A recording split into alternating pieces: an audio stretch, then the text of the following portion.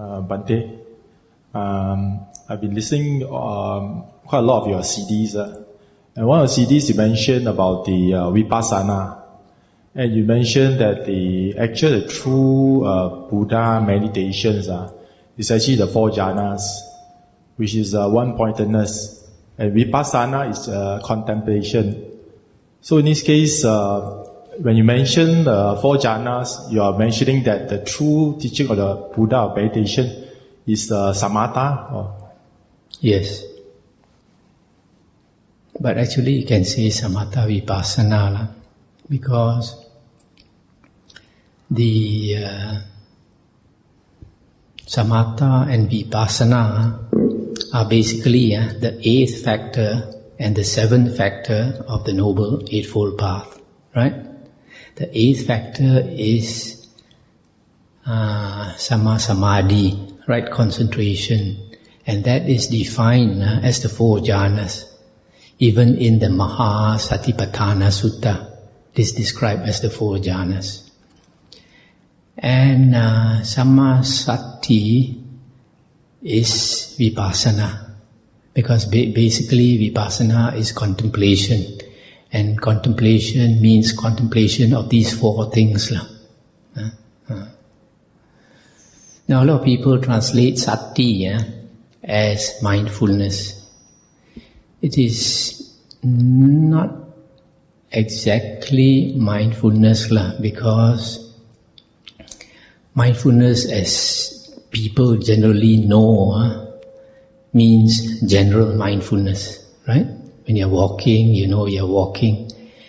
When you are sweeping, you know you're sweeping, etc., right? That is general mindfulness. But that is not sati. There is another word for that general mindfulness, which is sampajanya. Sampajanya. So, in the suttas, the Buddha said, now when you practice the spiritual path, you have to practice 2 things. These 2 things are sati, sampajanya. Sati means being mindful of your bodily actions, through your body, your speech, and your mind. So when you're walking, you know you're walking. When you're eating, you know you're eating. When you're dressing, you know you're dressing, etc. That is the description of sampajanya in the suttas. And you notice when the Buddha talks about even this word, mindfulness, sampajanya, it is in relation to your body, to your bodily actions, It is not in relation like watching TV. It's not looking at a pretty girl. That is not sampajanya. In the suttas it says sampajanya means when you're walking, you know you're walking. When you're eating, all your bodily actions. Why? Because when we put our attention on our body, the mind does not stray. The mind does not stray. When you walk the spiritual path, what are you trying to do? You're trying to get liberation from samsara. A lot of people miss the point, What is samsara? Samsara is the flow of the asavas. And Arahant is called a kina sava, one who has destroyed the asavas. So this word asava is extremely important. Unfortunately, a lot of monks who teach meditation don't explain what is asava, because if you know the real meaning of asava, then you know a lot of monks are teaching the wrong meditation. Asavas means uncontrolled mental outflows. Literally, the word asava means outflows. Low in Chinese is low, right? Lao. Lao. So it is basically the flow of the mind. This flow of the mind is so strong, the tendency of the mind to flow is so strong that when you are not mindful, it flows. For example, if you're not doing anything, you start to daydream. Tak wang xiang, as the Chinese say. Daydreaming. And then the tendency is so strong that when you try to sleep at night, the moment you fall asleep, it flows again. Dreaming, yeah. So this flow is extremely dangerous. Why? Because this flow is basically the flow of the sixth consciousness. Okay? And the sixth consciousness is samsara. When the sixth consciousness flows, the world is created. The world is only in the sixth consciousness, nowhere else. That's why the Buddha said, samsara, the world is within this fathom-long body. The origin of the world is within this body. The ending of the world is within this body. The way to the ending of the world is within this body. So, when the seeing consciousness, hearing consciousness, smell, taste, touch consciousness flows, the five consciousness flows, you create the outer world. And the mind creates the inner world. So as long as the sixth consciousness flows, you have the world, you have samsara. And nibbana is the ending of the sixth consciousness. When the sixth consciousness stops, that is nibbana. Okay? So, in the spiritual path, what you are trying to do is to stop the flow of this consciousness. Because when the consciousness flows, sometimes, usually you lose your mindfulness. So for example, an ordinary person may walking along the street, looking at the beautiful girl, looking at the beautiful sights, and the mind is at the same time flowing. So his mind is scattered, going out through the six senses. But whenever you are mindful of your body, you stop this flow, For example, if you are sitting in meditation, and when your mindfulness runs, you'll be thinking of your office, thinking of your friends or your family, your home. But the moment you remember you are sitting here, you stop that stray thoughts. Right? So that's why the Buddha said, mindfulness of the body is the way to the deathlessness. As long as you're mindful of the body, the mind does not stray out. That's why sampajanya is also not general mindfulness. It is general mindfulness related to the body. Okay? Sati is different. Sati comes from a root word that means to remember. Okay? So why is sati got to do with remembering? Because sati is to remember, to be mindful only of four things. The body, the feelings, the mind, and the Buddha's Dhamma.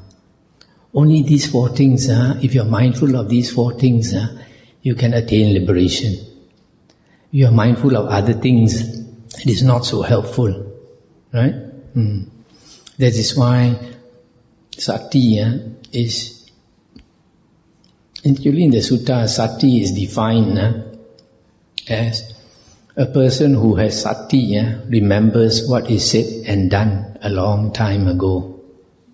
That is the definition of sati in 9 suttas. 9 suttas confirm the same thing. That sati means the quality of being able to remember.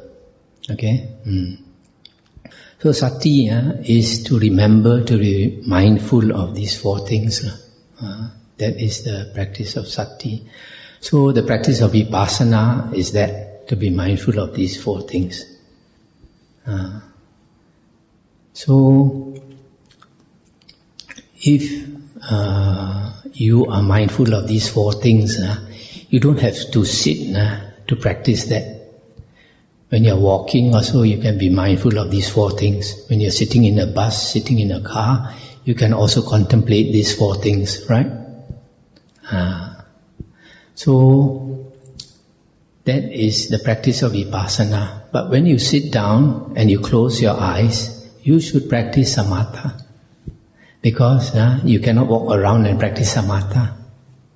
And if you lie down and practice samatha, you fall asleep. Kun Sien.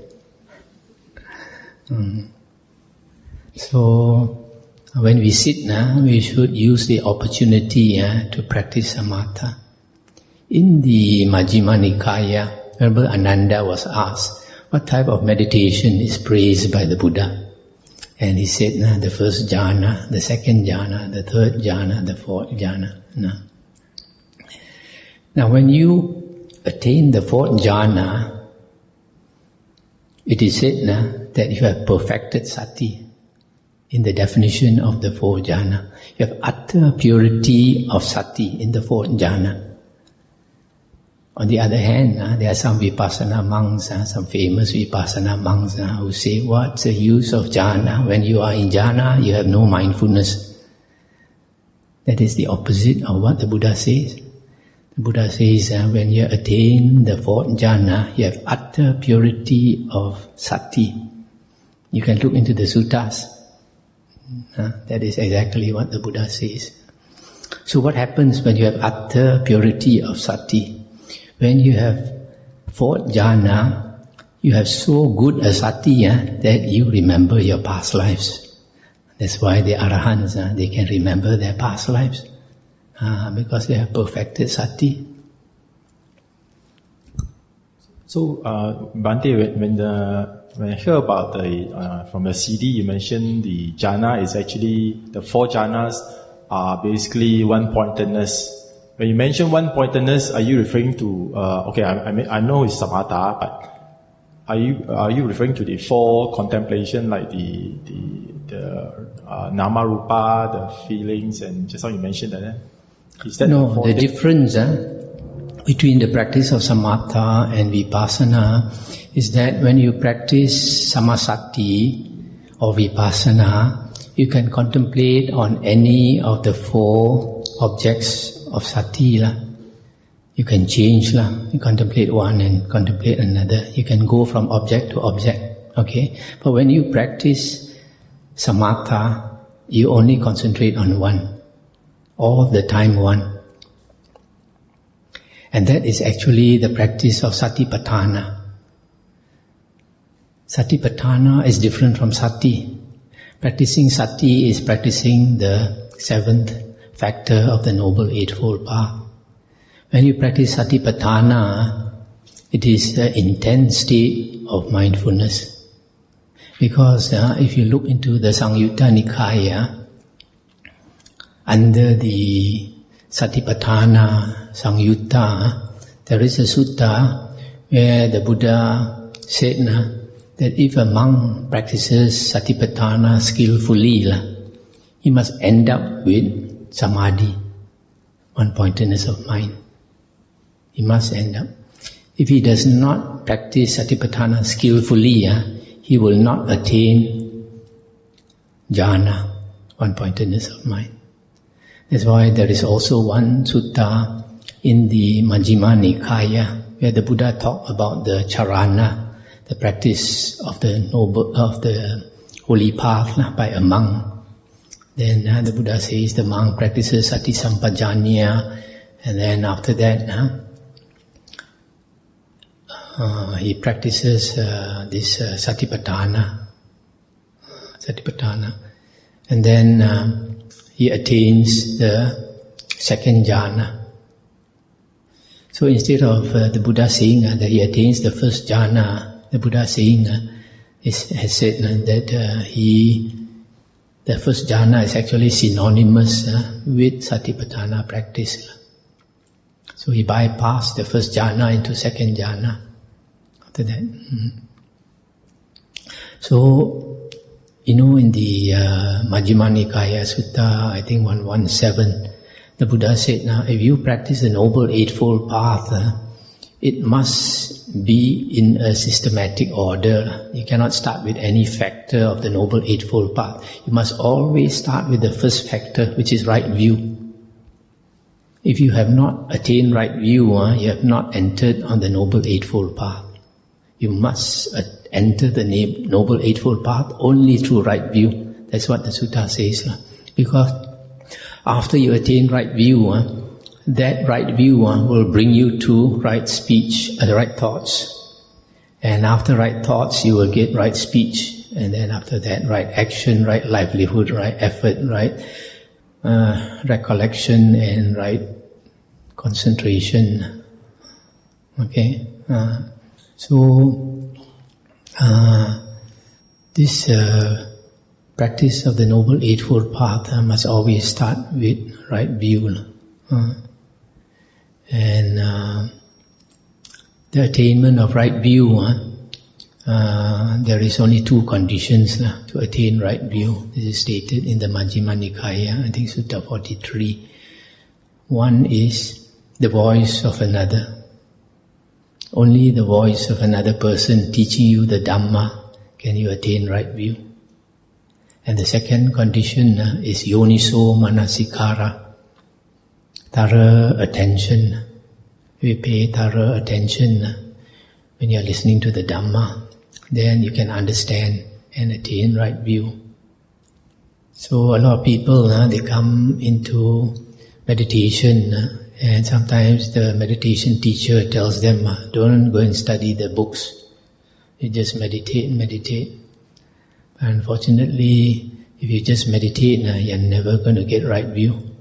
And if you don't get right view, you're never going to become an Arya. Because in the suttas, all Aryans have right view.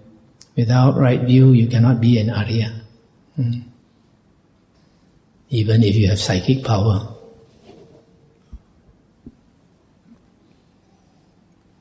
Bhante. Sorry, just now let me finish. I was saying about Satipatthana. So in this Majjhima Nikaya 117, it says to attain the factors one by one. So after right effort, you practice right recollection, samasati. And after samasati, it must end up with samasamadhi. So how does samasati bring you to samasamadhi? The link is satipatthana. When you practice sati and you only concentrate on one object instead of many objects, for example your breath, all the time you're mindful of the breath, it must end up with samasamadhi. So satipatthana is the link between the seventh and the eighth factors. Yeah, sorry. Yeah, Bhante have been teaching a lot on the suttas, various sutta teaching and so on. And looking at the background of Bhante from the Mahayana before, and I think you also said before, there are so many more extra suttas as compared to the original Pali Canons. How are all these extra come about, and are they contradiction to the original doctrine of Pali Canon? Yeah. Okay. When we investigate the five Nikayas, we find that the first four Nikayas, the Digha Nikaya, Majjhima, Sangyutta and Anguttara Nikaya, they were closed, they were concluded at early stage, no more addition. But the last one, Khuddaka Nikaya, was different. Khuddaka Nikaya means the minor collection or small collection. And it is called small collection because it started with one or two suttas that did not fit into the other four Nikayas. Okay? So because it could not fit into the other four Nikayas, or it was discovered later, then they put it in the Khuddaka Nikaya. Okay? That's why it's called a minor collection. But over the 2,500 plus years, people have been adding suttas, not only suttas, other books into that Khuddaka Nikaya. And this is very evident in the year 1956 when the Burmese held their Sangha Council. When they held their Sangha Council, they added 3 more books into the Khuddaka Nikaya. And these 3 books, they know are not suttas. And everybody knows they are not suttas. And yet they added them into the Khuddaka Nikaya. Books like what? The Petako Padesa, Netipakarana, I think something like that. So, even they know it is not the words of the Buddha, that it is a later book, still they added in. From there you can see how the other books got added in. So when we investigate the books of the Khuddaka Nikaya, we find Sri Lanka, most of the Theravada countries, they say that Khuddaka Nikaya consists of 15 books, but the Burmese say it consists of 18 books.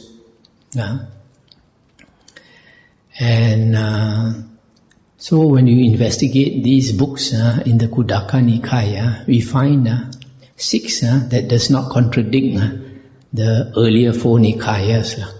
And what are these 6 books? They are the Dhammapada, the Udana, Itivuttaka, Sutta Nipata, Theragata, Therigata. These are the 6 books. So because they do not contradict the earlier 4 Nikayas, we can accept them to be the original words of the Buddha. But books like Charya-pitaka, Buddha Vangsa and all that contain a lot of airy-fairy stories about the Buddha that contradicts those that contradicts the earlier books we cannot accept. Things like paramis. A lot of things we have been taught and we believe them for so many years. And it's very difficult to dislodge them from our thinking. Things like paramis were never taught by the Buddha. Paramis were mainly these Mahayana teachings, because the Mahayanis, they find to attain Arahanthood so difficult. And they say better to become a Bodhisattva. And they talk about 6 paramis. And these 6 paramis, if you look into them, they are worldly qualities. Even their wisdom is worldly wisdom. Truthfulness and all this. And then those 6 qualities don't belong to the Noble Eightfold Path. So how can you get out of samsara that way?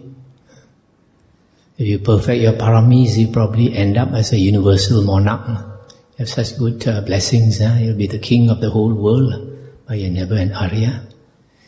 And then, these Mahayana books started 500 years after the Buddha. And the Hinayana books also started around the same time. The Abhidhamma, the later books, like the other books, commentaries and all that. The Visuddhimagga was written 900 years after the Buddha's passing away.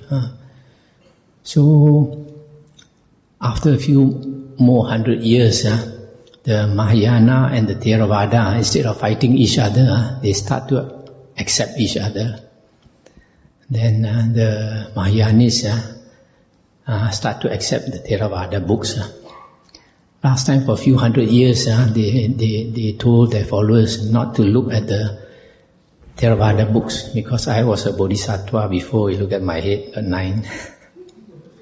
So in the Mahayana Bodhisattva precepts, there is a precept against looking at the Theravada, what they call Hinayana books. Not allowed to study the Hinayana books.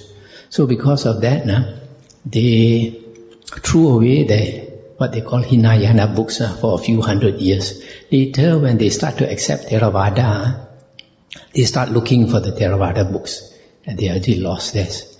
So they start to find Digha Nikaya from one sect, Majjhima Nikaya from another sect, and all this. So you find the Ahanjing, the Agama Sutras come from different schools, and they're not complete.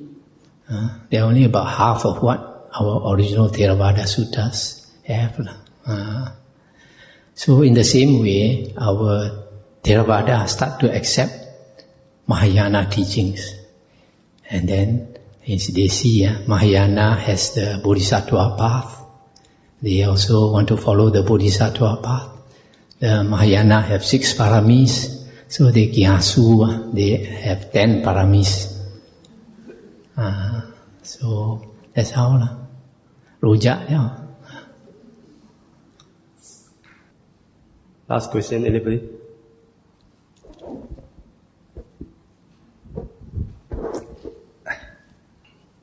Yeah, Reverend. What I've heard is that since the Buddha is not around, apparently you need a Buddha to confirm if one is an Arahant or not. I've read a book that says that if you practice jhana, you can attain Nirodha Samapatti and consciousness cease for the maximum of 7 days. In that respect, maybe it's not necessary for a Buddha to be present to confirm you are Arahant, because you are able to attain Nirodha Samapatti. And apparently such Arahants are able to dictate the time of departure from samsara. Is it true? Yes. Pertaining Arahanthood, there are different ways of attaining Arahanthood. In fact, most of the people who become Arahants is not by attaining Nirodha Samapatti, because attainment of Nirodha Samapatti is an extremely high state. You have to go through the 4 Rupa Jhanas and the 4 Arupas, or the 4 Arupa Jhanas.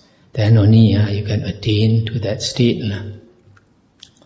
So most Arahants don't attain that. Most Arahants, they attain 4 jhanas, and then they listen to the Buddha's words and become enlightened. It is stated in one sutta that it is impossible to become an anagamin or an arahant without the attainment of the 4 jhanas. That is stated in the Majjhima Nikaya. The Buddha said totally impossible to become an arahant or an anagamin without the 4 jhanas. Because when a person attains the 4 jhanas, the hindrances are cut to such a low level that all the things become obvious to that person. Knowledge arises. Whenever he inclines his mind to know something, immediately he knows. The mind is so sharp. A lot of people, let me finish this one. So this, in the Vinaya books, it is stated that the first 1060 Arahants attain Arahanthood from listening to the Dhamma. Listening to the Dhamma is so important. This samatha is the foundation. When you practice samatha, it is said that when you attain the first jhana, the 5 hindrances are eliminated. A lot of people, they make the mistake of thinking that when either they don't accept that the 5 hindrances are eliminated permanently, or in other words, if people don't accept that the 5 hindrances are eliminated permanently, they think that only when you are in jhana, the hindrances are eliminated. When you are out of jhana, the hindrances come back. That is not true. In the suttas, the Buddha says that these 5 things, sensual desire, ill will, sloth and torpor, restlessness and worry and doubt, these 5 hindrances, they are called hindrances when they are strong.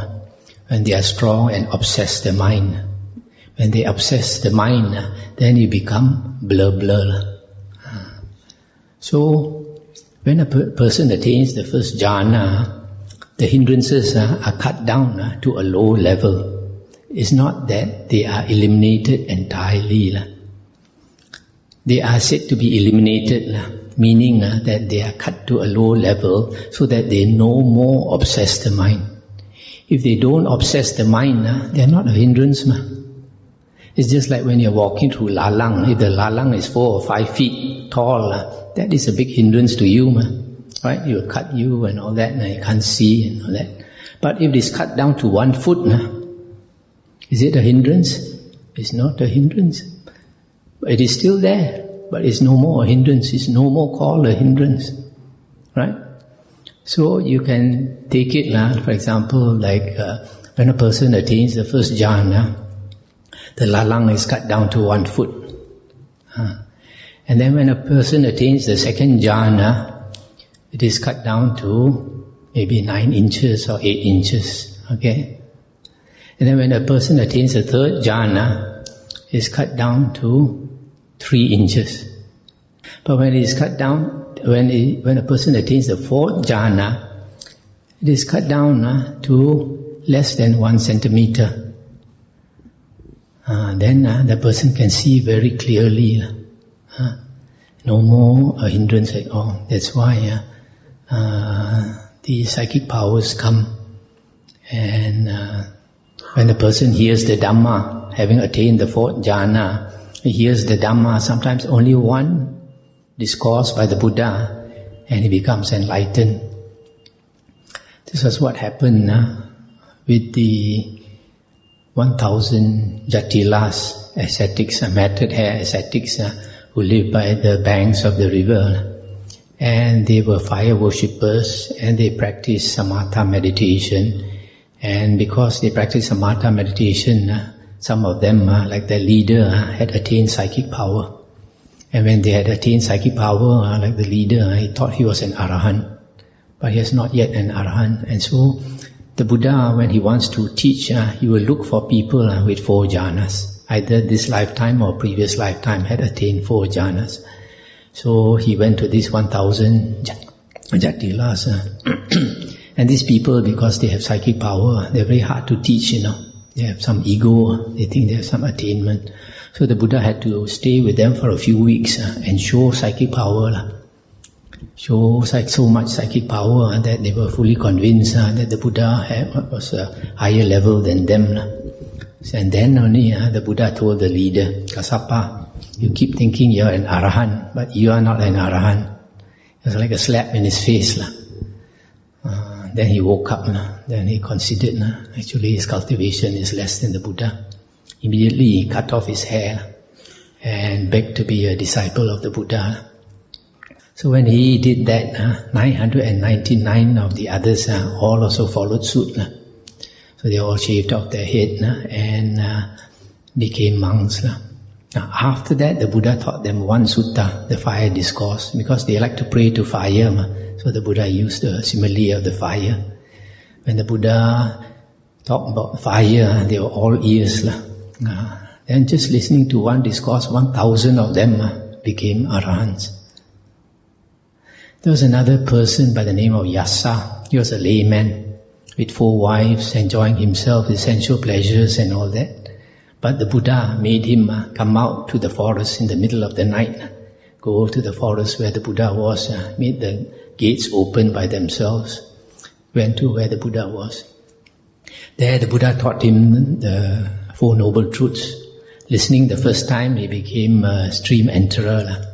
The next morning, when the father came looking for him, the Buddha preached to both of them the same sutta. Hearing twice, Yassa became an Arahant.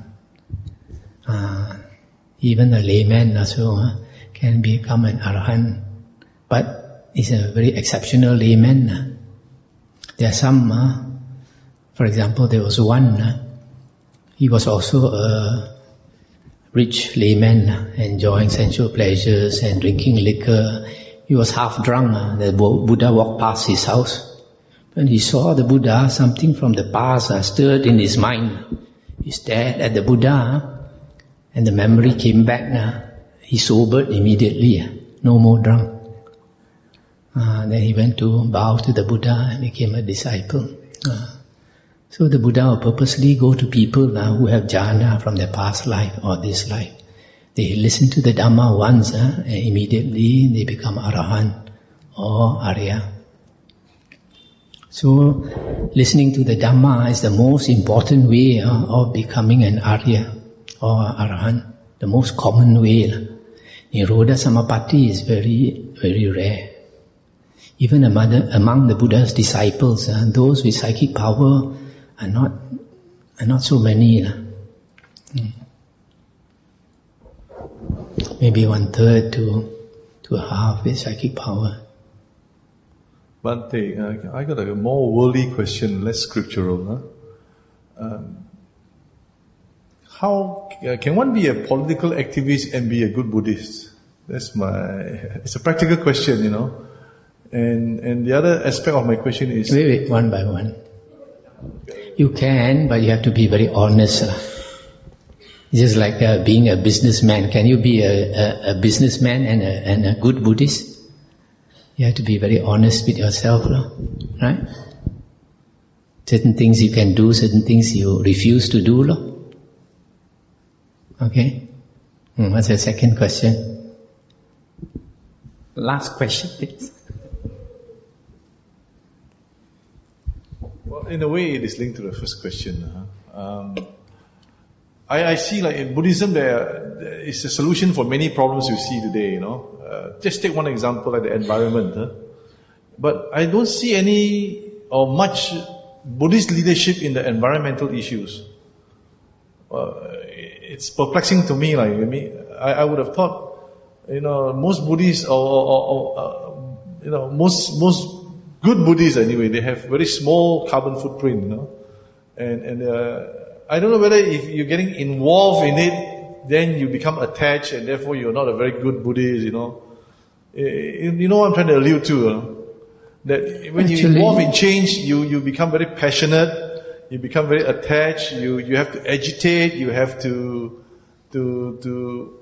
a certain degree, it's almost like a hate message against whatever is existing. So is that in line with Buddhist practices or not? Because, you say walk a straight and narrow path. I can understand that, but it's very difficult as a lay person, you get me? So my question is, where is the leadership from the Buddhists, on say issues like the environment, human rights? Are these too worldly to be concerned with, or we're more concerned with the scriptures? It's a question I struggle with in my head, Okay. Thank you. Firstly, if a person like me decides to walk the spiritual path, it means we have made a commitment to let go of worldly things, okay, and to concentrate on the spiritual path. But there are some monks who are still concerned with the environment, like in Thailand. There are some monks who try to preserve the forest from being cut down. And I remember reading in the paper somewhere that there was one Thai monk, because of that he got murdered also. And the other consequence was like some of the foreign monks, they could not renew their visa because they were active trying to preserve the forest and all that. So there are some monks who do this also. But concerning lay people, most lay people are caught up with their families and earning a living, right? So most lay people have no time for this. And those who take the initiative, take the trouble to join Greenpeace and all these things, they have to sacrifice their time for their family, risk themselves, take a risk. They might get, fighting for human rights, might get murdered. So it's nothing to do with Buddhism. It's the same problem with Christians, with other religions. Whether you want to take up the issue or not, it's whether you have the time and the courage. Right? So nothing much to do with Buddhism. It's just a matter of your conscience. Okay? Okay. Thank you very much for Bhante Dhammavuddho's very knowledgeable and very satisfying